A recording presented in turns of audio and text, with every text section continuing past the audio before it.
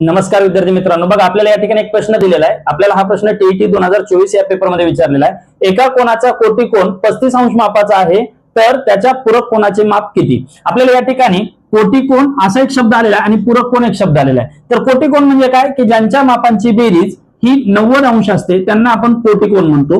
पूरक कोण कशाला म्हणायचं, तर ज्यांच्या मापांची बेरीज 180 अंश असते त्याला आपण पूरक कोण असं म्हणतो. आता एका कोणाचा कोटिकोण किती? 35 आहे. म्हणजे आपल्याला त्या कोणाचं माप जर काढायचं असेल तर या 90 मधून आपल्याला 35 वजा करावे लागतील. 90 मधून 35 गेले, राहिले किती? 55. म्हणजे आपल्याला दिलेल्या मूळ कोणाचं माप आलं 55 अंश. पण आपल्याला प्रश्न असा विचारला नाही की त्या कोणाचं माप किती, आपल्याला प्रश्न विचारला की त्याच्या पूरक कोणाचं माप किती. मग त्याच्या पूरक कोणाचे माप करताना आपण काय करणार? 180 वजा 55. कारण पूरक म्हणलं की दोघांच्या मापांची बेरीज किती यायला पाहिजे? 180 यायला पाहिजे होती. मग 180 मधून 55 वजा केले, तुमचं उत्तर आलं 125, जे पर्याय क्रमांक 4 मध्ये या ठिकाणी आपल्याला दिलेला आहे. जर तुम्हाला व्हिडिओ आवडला असेल तर लाईक करा. जय हिंद.